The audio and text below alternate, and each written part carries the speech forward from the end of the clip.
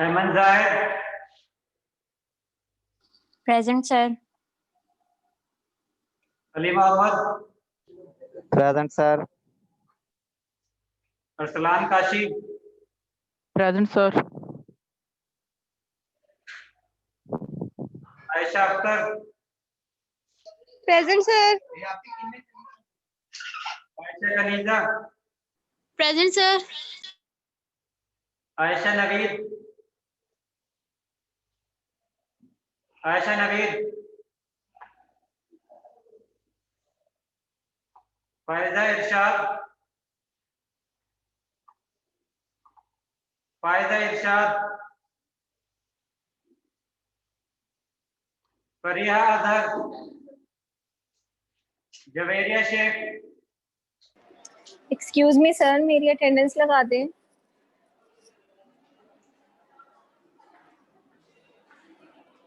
Javeria Sheikh,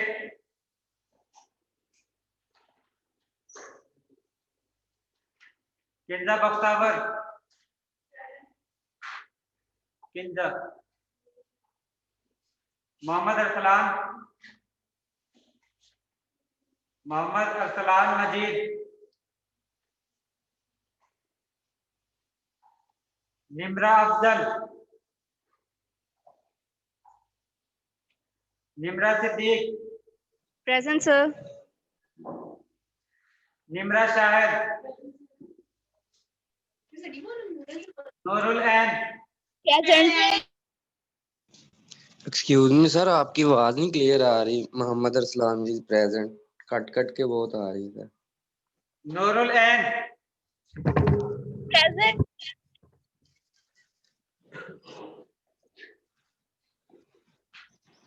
रिजवानुल्लाह Khan,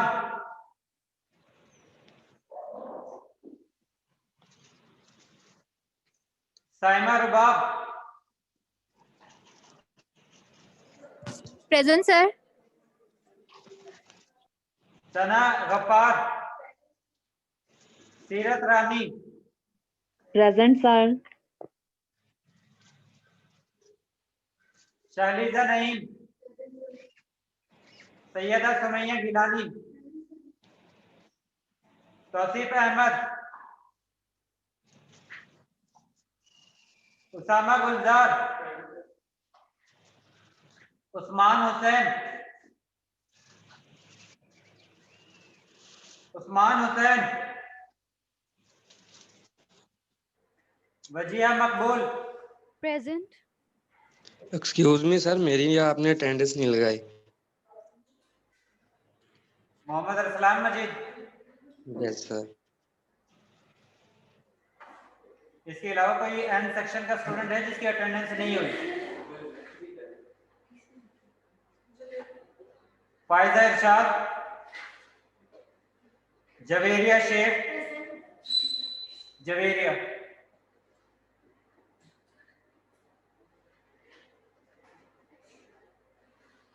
Usman Hussain,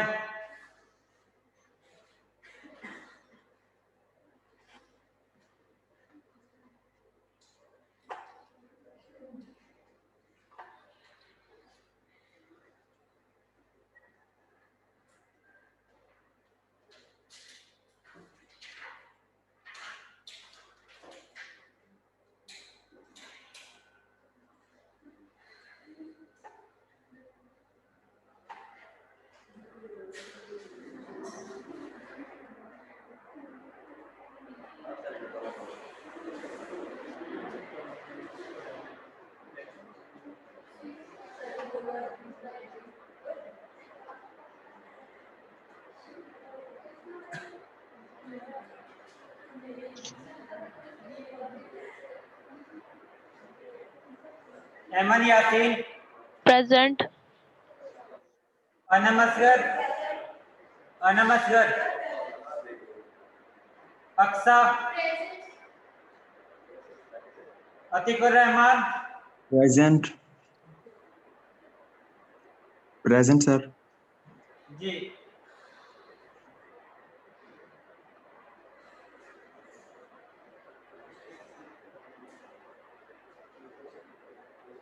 Ayesha Arshad, Present, sir. Ayesha Iftikhar, Present, sir. Ajalfa Faisal, Ajalfa Faisal,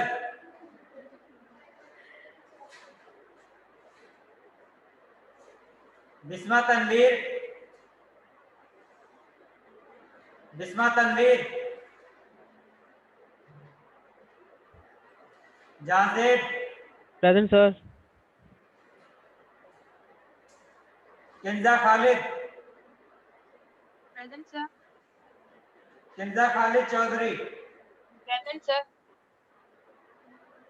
Maryam Zarif, Muhammad Umar, Present, sir.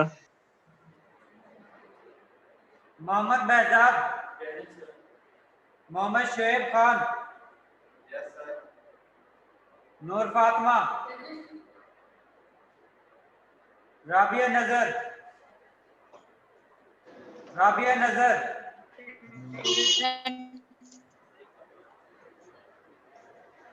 Rimsha Saeed,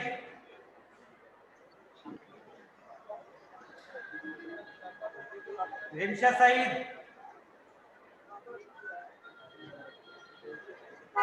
Syeda Fatima, Present, sir. Umar Farooq, Present, sir. Zara Farooq, Zara Farooq,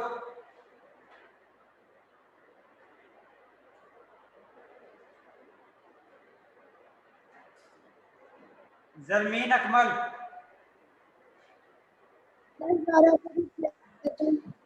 Zarmeen Akmal,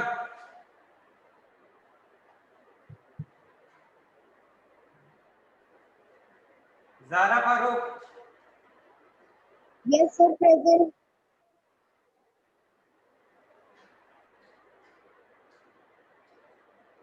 Bisma Tanveer,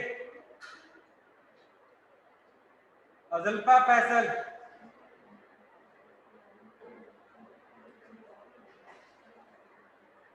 Excuse me, sir. जी, sir Rimsha Saeed बोल रही है, उसकी आवाज नहीं आ रही. आयशा, रिमशा सईद, उसके माइक का इशू हो रहा है, वो बोल रही थी.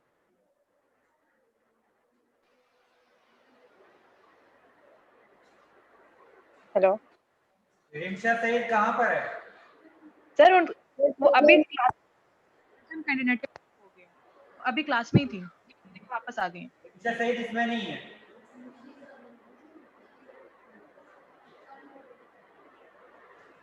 सर वो क्लास में ही है. Present.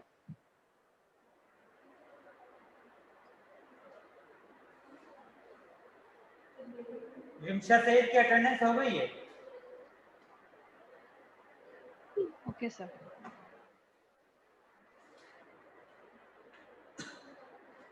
2 मिनट के बाद आप लोगों को स्टार्ट होगा।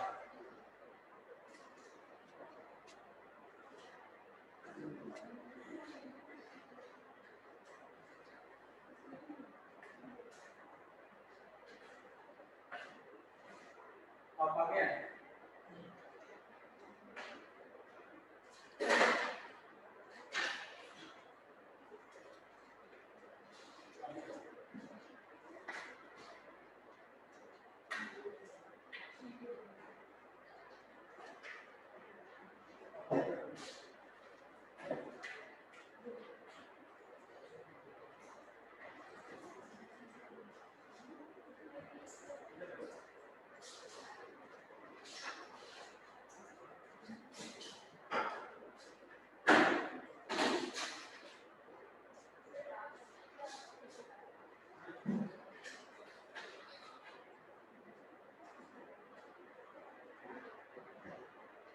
दो मिनट का टाइम है, उसके बाद आप लोगों का स्टार्ट होगा।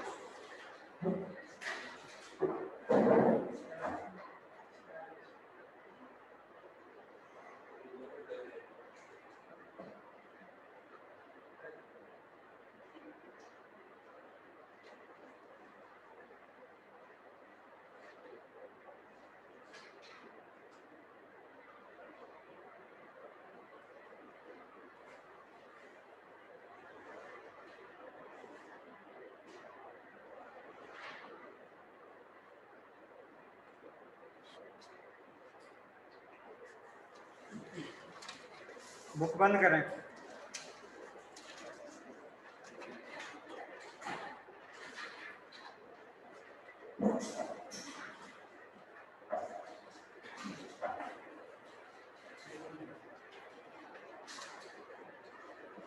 बुक आप लोगों के सामने जो चेयर है उस पर रखनी है, अपने पास नहीं रखनी।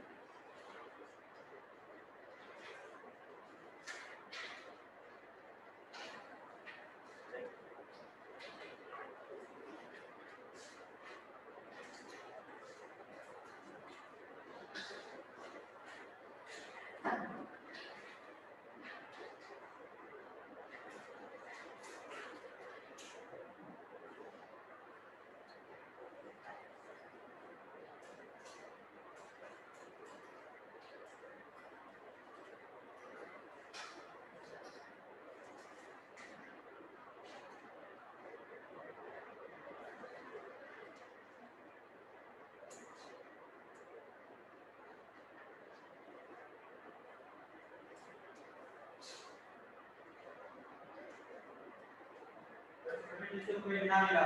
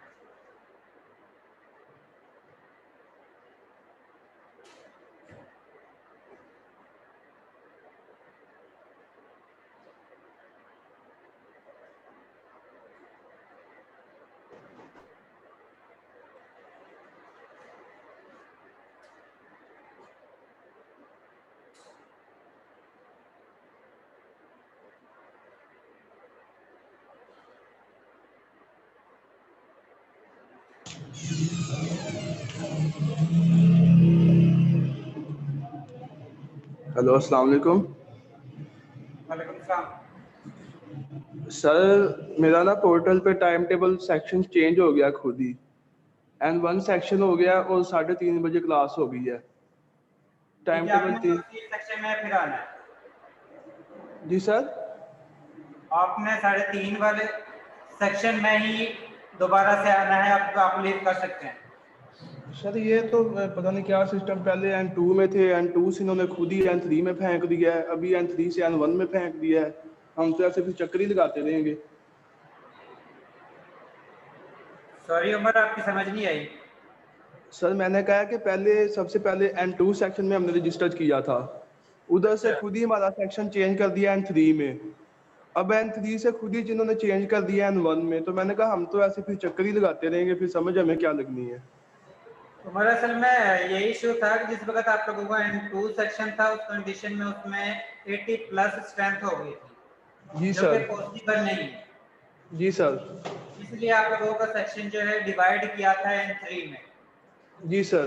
लेकिन जिस वक्त N और N3 को मर्ज किया है तो एक साइड का स्टूडेंट की स्ट्रेंथ जो है वो 60 होती है और जी सर। दूसरा सेक्शन जो है N1 उसमें जी सर। स्ट्रेंथ जो है वो 35 थी, क्योंकि जी सर। एक सेक्शन के लिए थ्योरी के मिनिमम जो स्टूडेंट हैं वो 40 होने चाहिए। जी सर। तो इसलिए उसको बैलेंस करने के लिए आप लोगों को इस तरह स्प्लिट किया है। ठीक है सर। सर इसके अलावा मैंने आपको ना मेल की थी, हमारा सुबह लैब का क्लैश आ रहा था ना, साइकोलॉजी की क्लास है, वो आपने उसका भी रिप्लाई नहीं किया, तो वो काइंडली देखिएगा। अगर आपका फ्राइडे वाली लैब में क्लैश आ रहा है, जी सर। अगर फ्राइडे वाली लैब में क्लैश आता है तो आप लोग थर्सडे वाली 8 बजे वाली जो लैब है उसमें लैब अटेंड करने के लिए आ सकते हो। सर वो थर्सडे को जो सी वो 2 बजे से 4:30 बजे है, लेकिन थर्सडे को फिर हमारा 3:30 बजे लेक्चर हो गया N1 का, थर्सडे में भी क्लैश आ जाएगा। तो आपने ये देखना है कि कौन सी लैब है जिसमें आपका क्लैश नहीं है और वो जी मुझे सर। बताना है। ओके सर, ठीक है। ठीक है। ओके सर, जज़ाकल्लाह।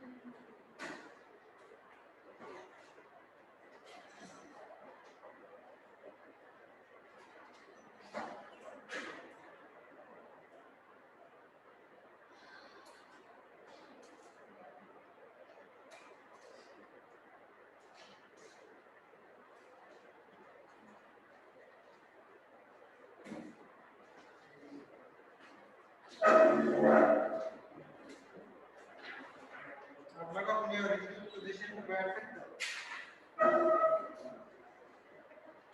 पहले वाली जगह पर बैठ सकते हो।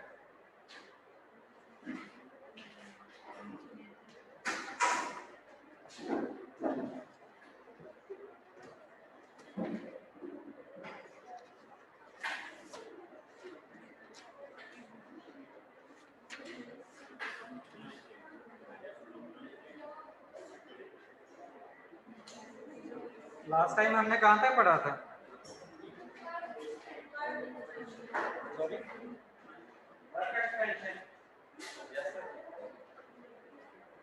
वर्क एक्सपेंशन कंप्लीट हो गया था, न्यूमेरिकल भी कर लिए थे।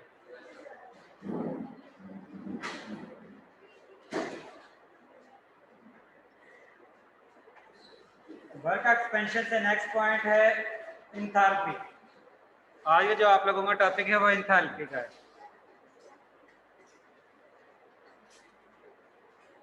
इंथैल्पी जो है वो heat content of the system, यानी कि सिस्टम के अंदर जितनी भी हीट है उसको हम इंथैल्पी कहते हैं। और जो भी हीट में चेंजिंग आती है उसका मतलब है कि आप लोगों के पास इंथैल्पी में चेंज आएगा। और इंथैल्पी को आप लोग दो पैरामीटर को कांस्टेंट रख के कैलकुलेट कर सकते हो। एक को आप लोग कहते हो कि इंथैल्पी एट कांस्टेंट वॉल्यूम, और एक को कहते हो इंथैल्पी एट कांस्टेंट प्रेशर।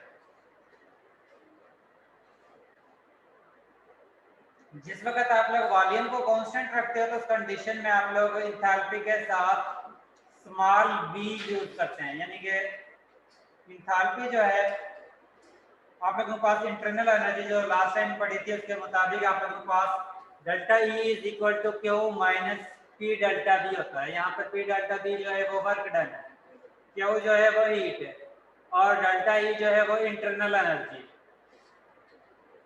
अगर इसको हम रीअरेंज करते हैं तो उस कंडीशन में वर्क डन जो है इधर नेगेटिव है, दूसरी साइड पर जाकर प्लस में आता है। तो उस कंडीशन में ये इक्वेशन आप लोगों के पास हासिल होती है, Q is equal to delta E plus P delta B.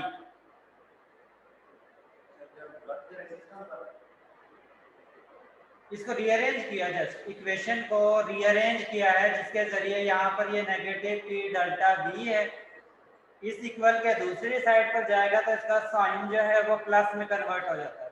Basically हम दोनों साइड पर plus P delta V add करते हैं।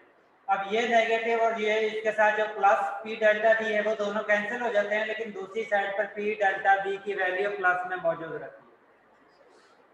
इसी वजह से हम इसको कहते हैं कि पी डेल्टा बी इधर नेगेटिव में है तो इक्वेशन के दूसरी साइड पर जाता है तो ये प्लस में चला जाता है। तो उस कंडीशन में आप लोगों के पास ये इक्वेशन बनती है Q is equal to delta E plus P delta V. और जिस वक्त आप लोग इस इक्वेशन पर अप्लाई करते हो एट कांस्टेंट वॉल्यूम तो इसका मतलब है कि चेंज इन वॉल्यूम जीरो होगा। कांस्टेंट वॉल्यूम का मतलब है कि वॉल्यूम में चेंज नहीं आएगा, और जिस वक्त वॉल्यूम में चेंज नहीं आएगा तो इसका मतलब है डेल्टा बी की वैल्यू आप लोगों के पास जीरो होगी। और जिस वक्त आप लोगों के पास डेल्टा बी की वैल्यू जीरो होगी इसका मतलब है वर्क नहीं हुआ है, जिसकी वजह से आप लोगों के पास वर्क जो है वो जीरो हासिल होता है, जिसको हम W is equal to zero भी कह सकते हैं। और उस कंडीशन में आप लोगों के पास इक्वेशन जो है वो इक्वल होती है Q is equal to delta E. जो वर्क डन था वो जीरो पे इक्वल हो चुका है। तो इस कंडीशन में हम इस इक्वेशन को लिख सकते हैं Q, और यहाँ पर जो स्मॉल v है वो इंडिकेट कर रहा है कि इस दौरान आप लोगों ने वॉल्यूम को कांस्टेंट रखा। इसी तरह अगर आप लोग उस रिएक्शन के दौरान प्रोसीजर के दौरान प्रेशर को कांस्टेंट रखते हो और उसके बाद कैलकुलेट करते हो तो उस कंडीशन में आप लोग क्यू के स्मॉल p यूज करते हो, जो इंडिकेट करता है कि आप लोगों ने कौन सा पैरामीटर कांस्टेंट रखा है।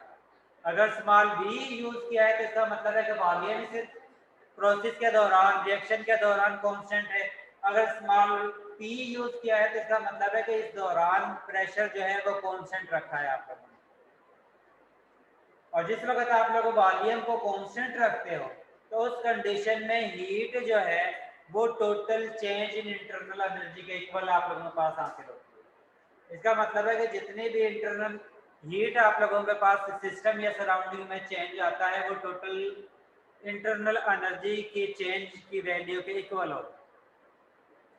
ठीक है, यह उस कंडीशन में है जिस वक्त आप लोगों के पास सिस्टम जो है वो क्लोज्ड है, जिसमें कोई भी वॉल्यूम चेंज नहीं होता है। लेकिन अगर आप लोगों के पास ऐसा सिस्टम है जिसमें वॉल्यूम चेंज होता है लेकिन प्रेशर कांस्टेंट रहता है तो उस कंडीशन में इंटरनल एनर्जी भी चेंज होती है और इसके साथ वर्क भी होता है।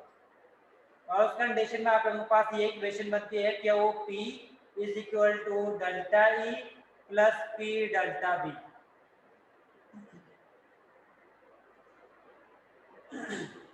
और आप लोग इंथैल्पी की जो इक्वेशन लिखते हो वो इक्वल होती है H is equal to E plus P V. यहाँ पर E जो है वो इंटरनल एनर्जी है, P प्रेशर है, V जो है वो वॉल्यूम है। और इंथैल्पी जो है वो इक्वल होती है इंटरनल एनर्जी के प्लस डेल्टा वी के। जिस वक्त आप लोग चेंज इन इंथैल्पी कैलकुलेट करते हो यानी कि सिस्टम की जो हीट है वो चेंज हुई है तो उस कंडीशन में आप लोगों के डिफरेंट पैरामीटर जो है वो भी चेंज होते हैं। जिस तरह इंटरनल एनर्जी है सिस्टम की वो भी चेंज होती है और वर्क भी होता है। वर्क हो भी सकता है नहीं हो सकता, डिपेंड करता है कंडीशन पर। ठीक है, अगर आप लोग चेंज की वैल्यू अप्लाई करते हो तो उस कंडीशन में आप लोगों के पास इंथैल्पी जो है वो चेंज होगी, तो उस कंडीशन में आप लोगों के पास इंटरनल एनर्जी भी चेंज होगी और ये भी हो सकता है आप लोगों के पास वर्क डन हो। और आप लोगों को ये पता है कि वर्क जो है वो डिपेंड करता है चेंज इन वॉल्यूम पर। जिसमें प्रेशर जो है वो कांस्टेंट है। इसका मतलब है कि ये जो चेंज का वर्ड चेंज आप लोगों ने पी डेल्टा पी डी के लिए जो यूज किया है, इसमें प्रेशर जो है वो कांस्टेंट रहेगा, इसमें वैल्यू चेंज नहीं आएगी, प्रेशर की वैल्यू कोई चेंज नहीं होगी, जस्ट वॉल्यूम चेंज होगा। इसी वजह से इस डेल्टा को हम डेल्टा बी के साथ यूज कर रहे हैं, पी के साथ यूज नहीं कर रहे, ठीक है। और ये पी डेल्टा बी जो है वो वर्क के इक्वल होता है। इसका मतलब है कि इंथैल्पी में जिस वक्त चेंज आता है तो उस कंडीशन में आप लोगों के पास इंटरनल एनर्जी में भी चेंज आता है और इसके साथ हो सकता है वर्क हो। अब जिस वक्त इसमें अप्लाई करते हैं कांस्टेंट प्रेशर और कांस्टेंट वॉल्यूम, तो उस कंडीशन में डिपेंड करता है कि अगर आप लोगों ने कांस्टेंट वॉल्यूम यूज किया है, जिस कंडीशन में वॉल्यूम फिक्स है, तो उस कंडीशन में आप लोगों के पास ये इक्वेशन जो जिसमें लिखा हुआ है delta H is equal to delta E plus P delta V. अब ये डेल्टा बी जो है क्योंकि फिक्स है, कांस्टेंट है, इसका मतलब है इसकी वैल्यू 0 होगी। और उस कंडीशन में जिस वक्त ये डेल्टा बी 0 होगी तो इसको प्रेशर से मल्टीप्लाई करते हैं तो आप लोगों के पास वैल्यू जो है वो 0 ही हासिल होती है। तो इसका मतलब है जिस वक्त वॉल्यूम कांस्टेंट होगा तो उस कंडीशन में जितनी चेंज इन एंथैल्पी होगी वो total change in internal energy के इक्वल होगी, यानी कि जितनी एंथैल्पी चेंज होगी उतनी ही इंटरनल एनर्जी चेंज होगी, वर्क नहीं होगा। लेकिन जिस वक्त आप लोग प्रेशर को कांस्टेंट रखते हो तो उस कंडीशन में वर्क भी होता है। और उस कंडीशन में आप लोगों के पास ये इक्वेशन जो है change in enthalpy is equal to delta E plus P delta V के इक्वल हो। आप लोगों ने पहले एक इक्वेशन पढ़ी है जिसके मुताबिक ये वाली जो है जिसमें आप लोग इसको रीअरेंज करते हैं तो Q is equal to delta E plus P delta V के इक्वल होती है। तो इसका मतलब है एंथैल्पी भी इसी वैल्यू के इक्वल है, एंथैल्पी चेंज जो है वो भी इक्वल है delta E plus P delta V के। तो हम ये कह सकते हैं कि चेंज इन एंथैल्पी जो है वो क्यू जो हीट है उसके इक्वल हो सकती है, ठीक है। और उस कंडीशन में जिस वक्त आप लोगों के पास प्रेशर जो है वो कांस्टेंट है तो उस कंडीशन में चेंज इन एंथैल्पी इक्वल होगी हीट चेंज के।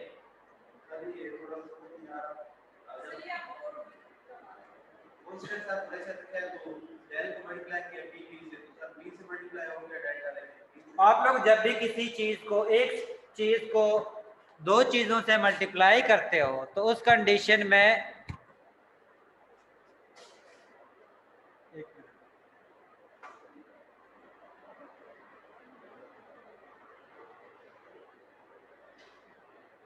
ये जो ऑनलाइन स्टूडेंट बैठे हुए हैं इनको पिक्चर नजर आ रही है?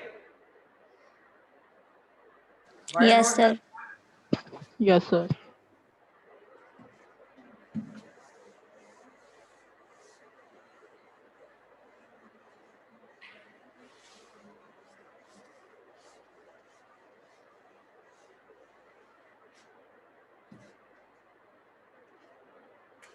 जिस वक्त आप ये लिखते हो delta is equal to P into V, delta का मतलब है कि ये चेंज जो है प्रेशर के साथ भी मल्टीप्लाई हो रहा है, वॉल्यूम के साथ भी मल्टीप्लाई हो रहा है। सर व्हाइट बोर्ड नजर नहीं आ रहा। सॉरी, व्हाइट बोर्ड जिधर आप लिख रहे हैं उधर नजर नहीं आ रहा। अब नजर आ रहा है? नो सर, अब आ रहा है। अब नजर आ रहा है? Yes sir. जिस वक्त आप लोग डेल्टा को मल्टीप्लाई करते हैं तो इसका मतलब है कि ये डेल्टा प्रेशर के साथ भी मल्टीप्लाई हो रहा है, वॉल्यूम के साथ भी मल्टीप्लाई हो रहा है। अगर आप लोगों के पास प्रेशर भी चेंज होता है, इसके साथ वॉल्यूम भी चेंज होगा, तो उस कंडीशन में हम इसको डेल्टा पी और डेल्टा वी लिखते हैं। और जिस वक्त आप लोगों के पास प्रेशर कांस्टेंट होगा, वॉल्यूम चेंजेबल होगा, तो उस कंडीशन में इस इक्वेशन को हम लिखते हैं पी डेल्टा वी, क्योंकि प्रेशर इस कंडीशन में कांस्टेंट है, वो चेंज नहीं होता है।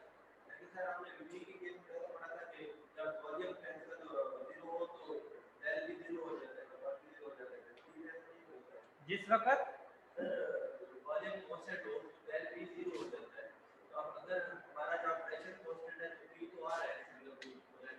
सिंगल पी का मतलब है कांस्टेंट, कांस्टेंट का मतलब है कि एक फिक्स वैल्यू होगी, इसमें हम चेंज नहीं निकालेंगे।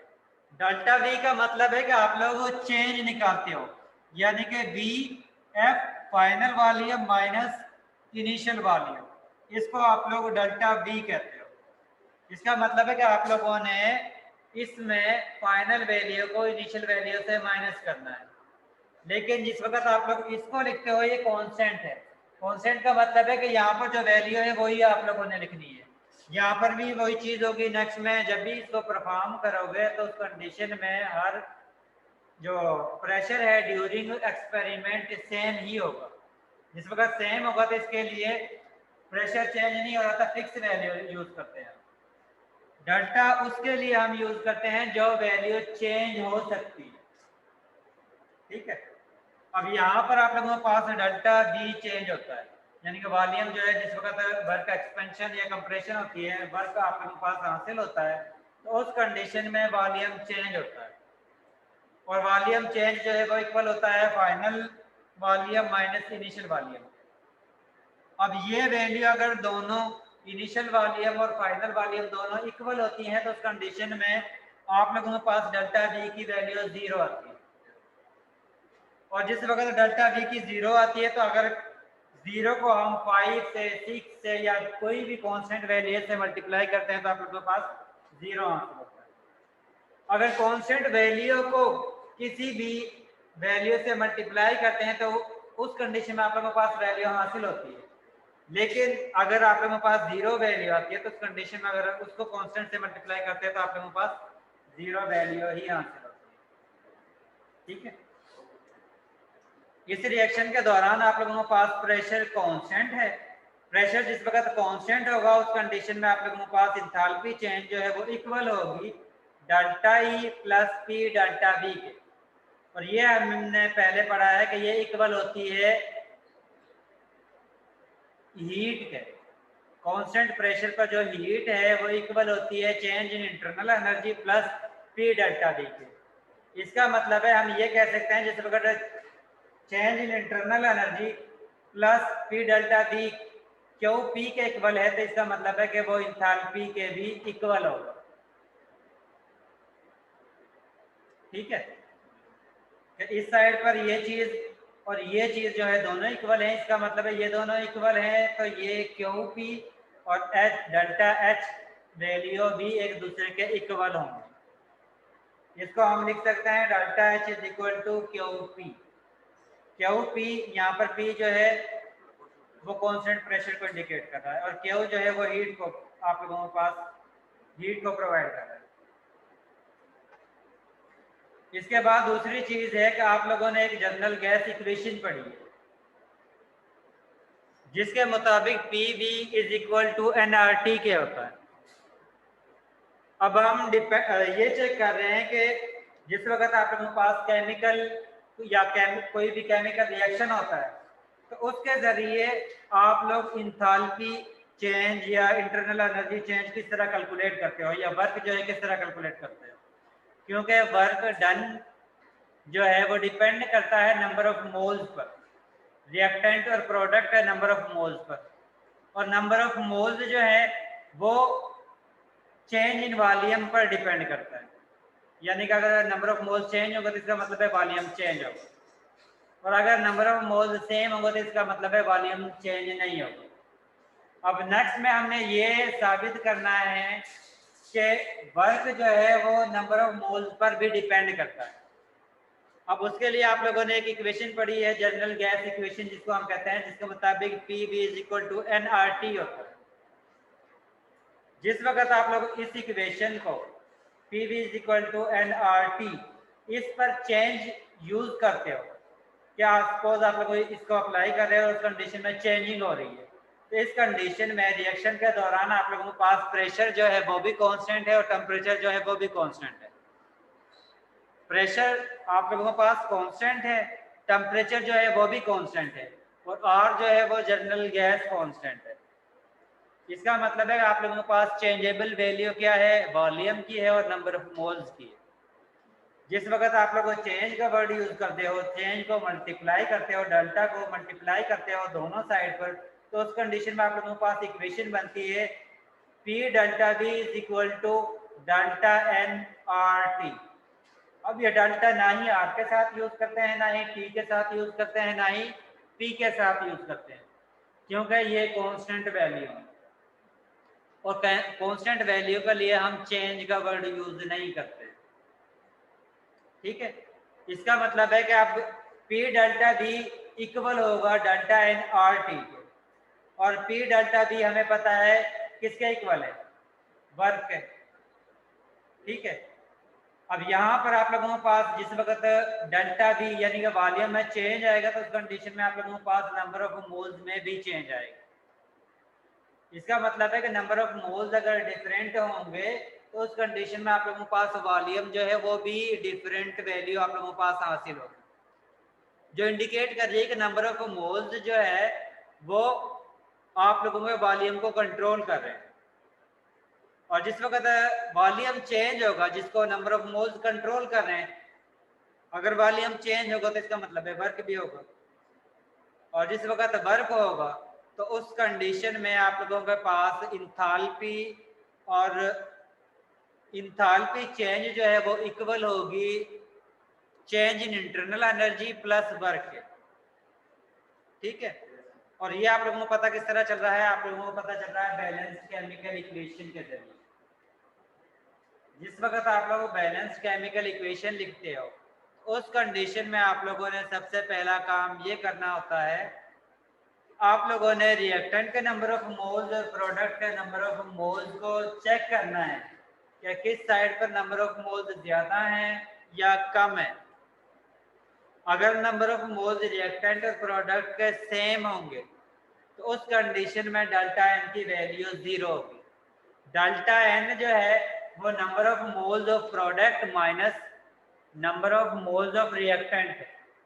अगर दोनों के नंबर ऑफ मोल्स सेम है तो इसका मतलब है डेल्टा एन की वैल्यू 0 है, और जिस वक्त डेल्टा एन की वैल्यू 0 है तो इसका मतलब है वॉल्यूम जो है कांस्टेंट वॉल्यूम डेल्टा V की वैल्यू 0 है, और जिस वक्त डेल्टा V की वैल्यू 0 है इसका मतलब है वर्क 0 है।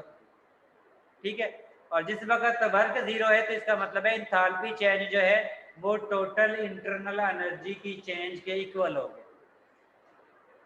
ठीक है, ये इंडिकेशन हमें ये जो इक्वेशन गिवन है इनसे इंडिकेट हो रहा है।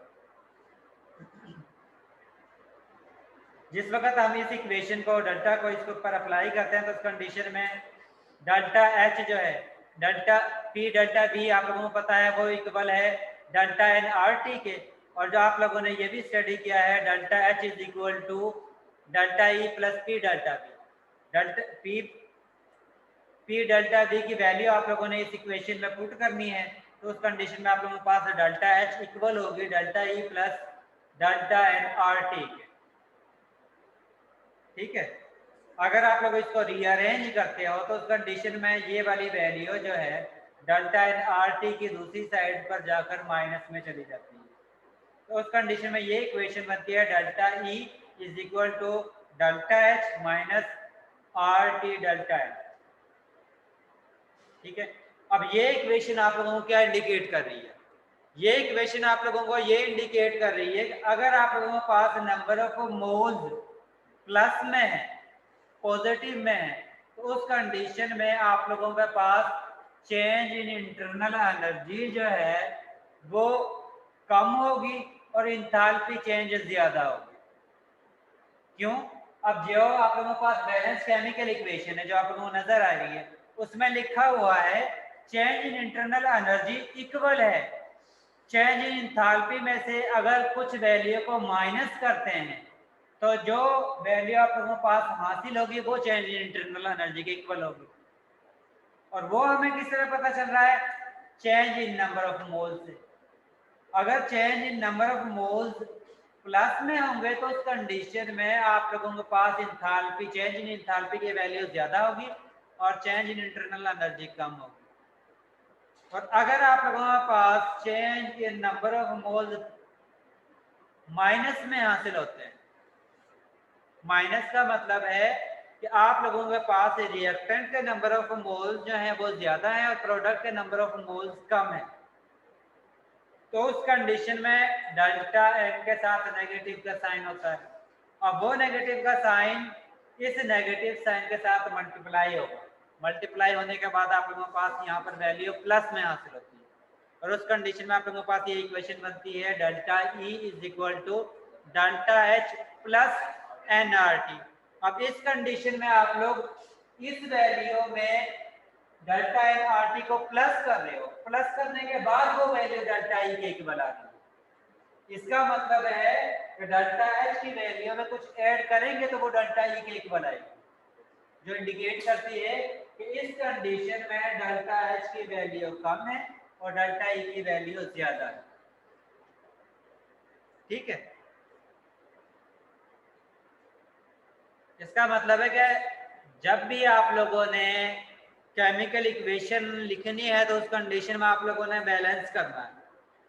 अगर आप लोग बैलेंस नहीं करोगे तो इसका मतलब है number of moles, change in number of moles को कैलकुलेट नहीं कर सकते। अगर change in number of moles को कैलकुलेट नहीं कर सकते तो इसका मतलब है वर्क को आप लोग कैलकुलेट नहीं कर सकते।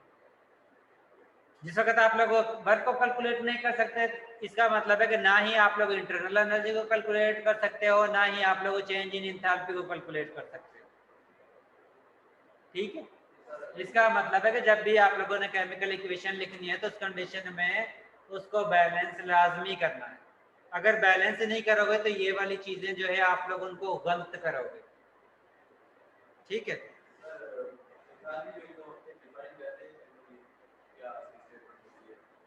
इंथैल्पी की स्टेटमेंट जो है heat content of the system, यानी कि जो भी सिस्टम की जितनी भी हीट है उसका सम हम उसको कहते हैं इंथैल्पी।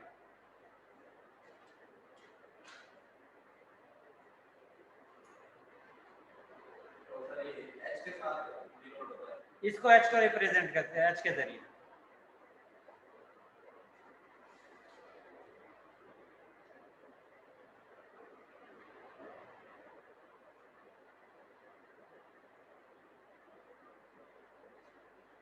अब ये वो वाली इक्वेशन जो आप लोगों ने पहले पढ़ी थी जिसके मुताबिक change in internal energy equal होता है हीट के प्लस वर्क डन। अब जिस वक्त आप लोगों के पास यहाँ पर Q जो है वो हीट ट्रांसफर है और W जो है वो वर्क है, और वर्क जो है आप लोगों को पता है वो इक्वल है माइनस P डेल्टा V।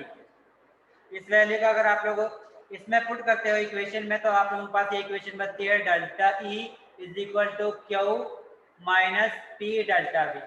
अगर आप लोग इसको रीअरेंज करते हो तो ये माइनस P डेल्टा V दूसरी साइड पर जाकर प्लस हो जाएगा। उस कंडीशन में आप लोगों के पास ये इक्वेशन बनती है Q is equal to delta E plus P delta V. अब इस इक्वेशन पर आप लोगों ने कांस्टेंट वॉल्यूम और कांस्टेंट प्रेशर को अप्लाई करना है। जिस वक्त आप लोगों के पास वॉल्यूम कांस्टेंट होगा उस कंडीशन में डेल्टा बी की वैल्यू 0 होगी, और 0 को प्रेशर से मल्टीप्लाई करेंगे तो आप लोगों के पास 0 वैल्यू होगी।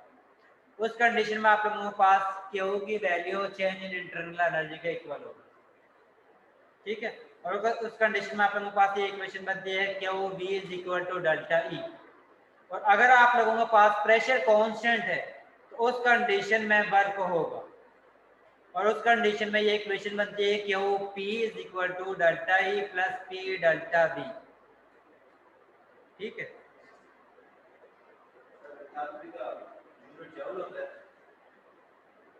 एनर्जी का यूनिट भी जाउल है, वर्क का यूनिट भी जाउल है, एंथैल्पी का यूनिट भी।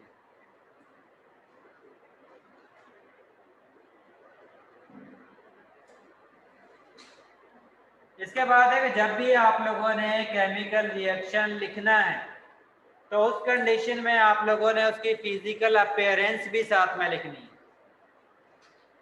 क्योंकि जब भी आप लोग फिजिकल अपीयरेंस नहीं लिखोगे तो इसका मतलब है कि डेल्टा एच की वैल्यू के बारे में आप लोग एग्जैक्ट नहीं बता सकते।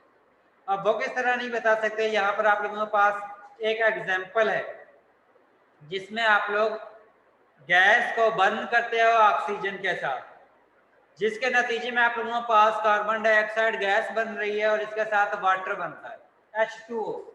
अब H2O की 3 स्टेट आप लोगों के पास मौजूद होती हैं, सॉलिड में भी होता है H2O, लिक्विड फॉर्म में भी होता है, गैस फॉर्म में भी होता है। लेकिन जिस वक्त आप लोग इसको सॉलिड से लिक्विड फॉर्म में कन्वर्ट करते हो तो उस कंडीशन में आप लोग इसको हीट या टेम्परेचर प्रोवाइड करते हो, ठीक है। इसी तरह अगर आप लोग लिक्विड फॉर्म से वेपर फॉर्म में कन्वर्ट करते हो तो उस कंडीशन में भी आप लोग इसको टेम्परेचर प्रोवाइड करते हो, यानी कि एनर्जी प्रोवाइड करते हो।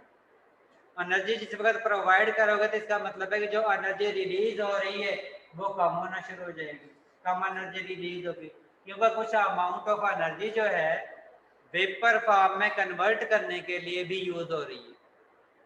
इसलिए जिस वक्त आप लोगों ने केमिकल इक्वेशन लिखनी है तो उस कंडीशन में आप लोगों के पास डेल्टा एच की वैल्यू के साथ जो मॉलिक्यूल बन रहे हैं उनके फिजिकल अपीयरेंस भी लिखनी है आप लोगों को। अब यहाँ पर आप लोगों के पास दोनों इक्वेशन में कार्बन डाइऑक्साइड गैस और वाटर बन रहा है, लेकिन एक स्टेज पे एक इक्वेशन में जो है वाटर लिक्विड फॉर्म में है और एक में आप लोगों के पास गैस फॉर्म में। जिस वक्त आप लोगों के पास ये गैस फॉर्म में है उस कंडीशन में आप लोगों के पास डेल्टा एच की वैल्यू -2044 किलो जूल वैल्यू है। लेकिन जिस वक्त आप लोगों के पास यही वाटर के 4 मॉलिक्यूल जो हैं वो लिक्विड फॉर्म में हासिल होते हैं तो उस कंडीशन में चेंज इन एंथैल्पी की वैल्यू जो है वो -2220 किलो जूल है, जो इंडिकेट कर रही है कि अगर आप लोगों ने केमिकल को बैलेंस करने के बाद जब भी आप लोगों ने जो भी मॉलिक्यूल बन रहा है उसकी फिजिकल अपीयरेंस आप लोगों ने साथ में लाजमी लिखनी है। अगर आप लोग उसकी फिजिकल अपीयरेंस नहीं लिखोगे तो उस कंडीशन में आप लोग उसके चेंज इन एंथैल्पी की वैल्यू के बारे में एक्यूरेटली नहीं बता सकते, ठीक है। Excuse me sir. जी सर आपकी आवाज बहुत कट रही है। अब तो बल्कि मैं माइक के करीब ही हूँ। इसके बाद इंथैल्पी को डिफरेंट टाइप में डिवाइड करते हैं। सबसे पहले है enthalpy of fusion, enthalpy of vaporisation and enthalpy of sublimation. Enthalpy of fusion वो अमाउंट ऑफ हीट है जो रिक्वायर होती है आप लोगों के सॉलिड मटेरियल को लिक्विड फॉर्म में कन्वर्ट करने के लिए। यहाँ पर फ्यूजन जो है आप लोगों को पता है कि फ्यूज के लिए फ्यूजन का वर्ड फ्यूज से निकला है। फ्यूज का मतलब होता है सॉलिड फॉर्म को लिक्विड फॉर्म में कन्वर्ट करना, ठीक है, यानी कि मेल्ट करना। तो उस कंडीशन में वो इंथैल्पी चेंज जो रिक्वायर है, वो हीट जो रिक्वायर है किसी भी सॉलिड मटेरियल को लिक्विड फॉर्म में कन्वर्ट करने के लिए, उसको हम कहते हैं इंथैल्पी ऑफ फ्यूजन। और वो वाली हीट जो रिक्वायर है किसी भी स्पीशी को लिक्विड फॉर्म से गैस फॉर्म में कन्वर्ट करने के लिए, उसको हम कहते हैं इंथैल्पी ऑफ वेपराइजेशन। और वो वाली हीट जो रिक्वायर है किसी भी स्पीशी को सॉलिड फॉर्म से डायरेक्ट वेपर फॉर्म में कन्वर्ट करने के लिए, उसको हम कहते हैं इंथैल्पी ऑफ सब्लिमेशन। जिस वक्त हम heat enthalpy of sublimation calculate करते हैं तो उस कंडीशन में हीट चेंज की वैल्यू सबसे ज़्यादा आप लोगों के पास हासिल होती है, क्योंकि आप लोग एक चीज़ को इंटरमीडिएट में कन्वर्ट होने के बजाय थर्ड स्टेट में कन्वर्ट कर रहे हैं। जितनी अमाउंट इसमें सबसे कम एनर्जी आप लोगों को फ्यूजन के दौरान प्रोवाइड करना पड़ती है, उससे ज़्यादा एनर्जी आप लोगों को वेपर फॉर्म में कन्वर्ट करने के लिए कंज्यूम करनी पड़ती है, प्रोवाइड करना पड़ती है। और सबसे ज़्यादा एनर्जी आप लोगों को सॉलिड फॉर्म से गैस फॉर्म में कन्वर्ट करने के लिए सप्लाई करना पड़ती है। आप लोग ये भी कह सकते हो जितनी अमाउंट ऑफ या इंथैल्पी जो है आप लोग फ्यूजन के दौरान और वेपराइजेशन के दौरान अप्लाई कर रहे हो वो इक्वल होगी हीट ऑफ सब्लिमेशन के, क्योंकि इस दौरान आप लोग एक चीज़ को सॉलिड से वेपर फॉर्म में कन्वर्ट करते हो।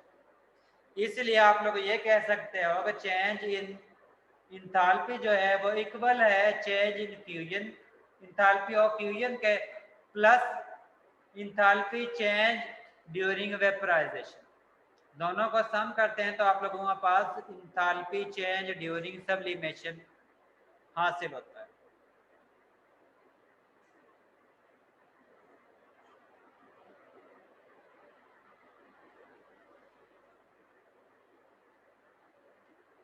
इसके बाद है एक्सोथर्मिक रिएक्शन और एंडोथर्मिक रिएक्शन। और उस कंडीशन में जब भी आप लोग सॉलिड से लिक्विड में, लिक्विड से वेपर फॉर्म में कन्वर्ट करते हो तो उस कंडीशन में आप लोग हमेशा एनर्जी प्रोवाइड करते हो। और अगर आप लोग इसी फिजिकल अपीयरेंस को इन्वर्स करते हो, यानी कि गैस फॉर्म से लिक्विड फॉर्म में कन्वर्ट होते हो, तो उस कंडीशन में जितनी एनर्जी आप लोगों को लिक्विड फॉर्म से गैस फॉर्म में कन्वर्ट करने के लिए सप्लाई की है, उतनी ही एनर्जी रिलीज होती है जिस वक्त आप लोग वेपर फॉर्म को वेपर फॉर्म को लिक्विड फॉर्म में कन्वर्ट करते हो। जिस वक्त एनर्जी प्रोवाइड करते हो उस कंडीशन में आप लोगों के पास रिएक्शन जो है एंडोथर्मिक होगा, और जिस वक्त एनर्जी रिलीज होगी रिएक्शन के दौरान तो उस कंडीशन में आप लोगों के पास एक्सोथर्मिक रिएक्शन होगा।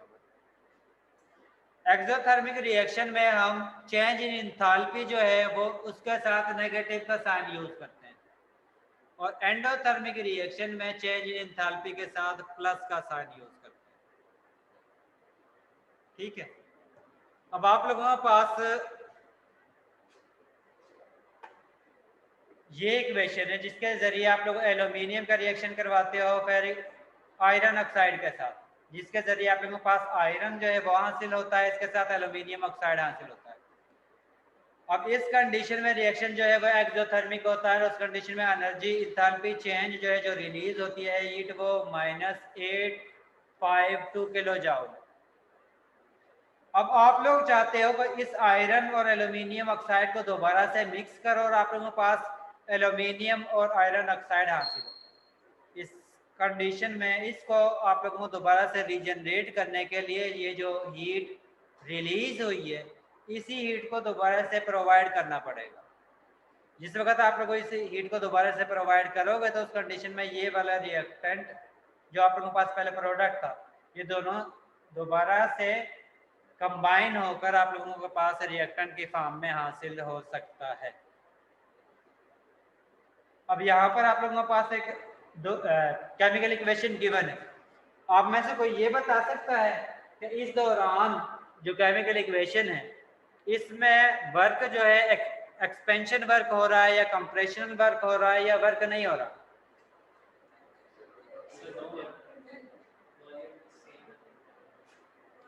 जी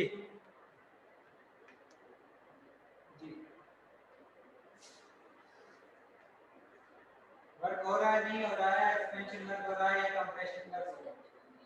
एक्सपेंशन वर्क हो रहा है।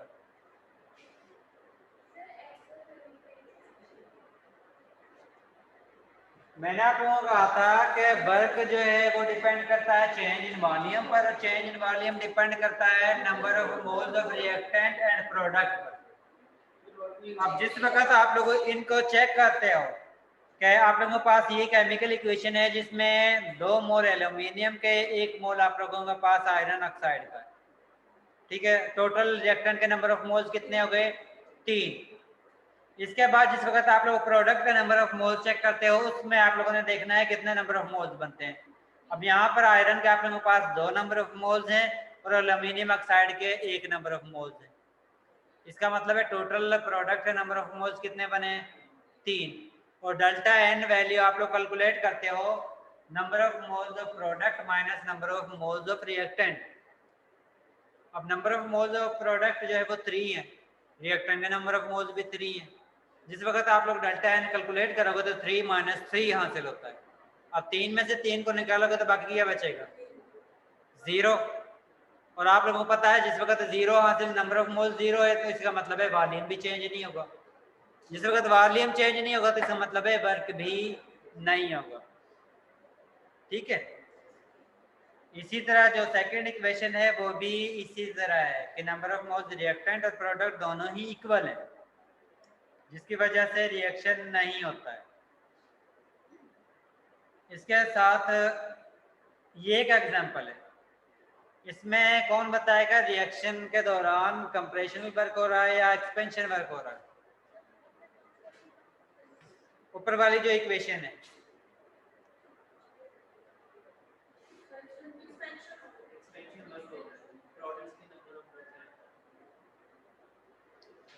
आप लोगों का वॉल्यूम उस साइड पर शिफ्ट होता है जिस साइड पर नंबर ऑफ मोल्स ज्यादा होंगे।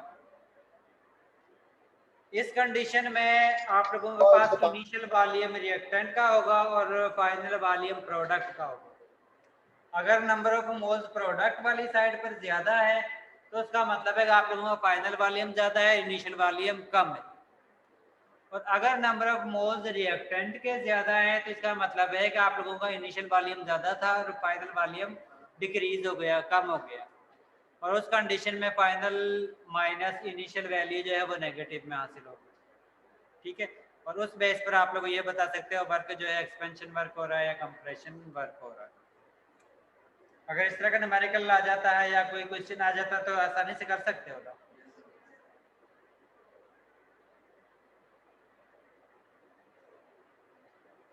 अब आप लोगों ने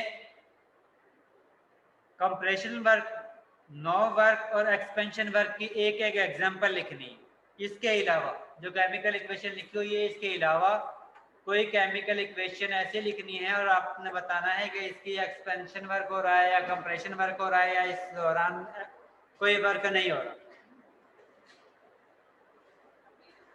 जी अभी लिखनी है और मुझे चेक करवानी है। और ये जो ऑनलाइन स्टूडेंट बैठे हैं इन्होंने भी मैसेज के जरिए इक्वेशन लिखकर बताना है कि कौन सी इक्वेशन जो है वो एक्सपेंशन वर्क के लिए है और कौन सी जो है कंप्रेशन वर्क के लिए है और कौन सी इक्वेशन में वर्क नहीं हो रहा।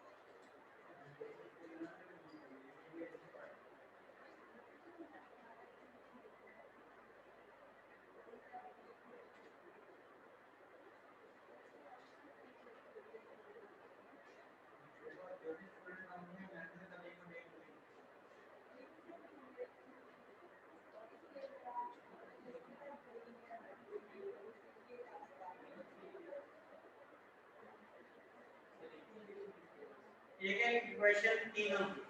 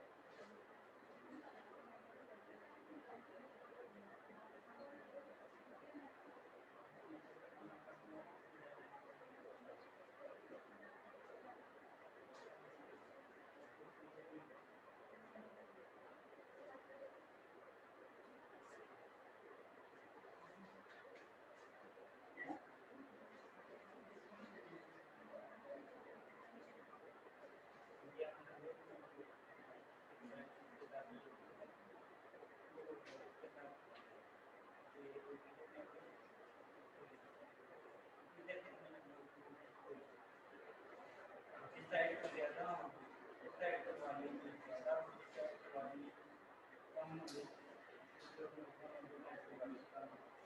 वाली नीचे ये वाली डेल्टा की जो बताया वो बी है माइनस फिर से चेक करो कि साइड वाली डिग्री तो नहीं डिग्री जो है इसका मतलब नेगेटिव वैल्यू है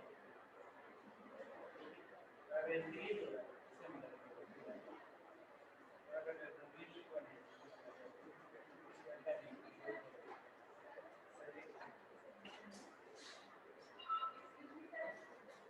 जी और टाइम हो गया है, आप लोग लीव कर सकते हैं।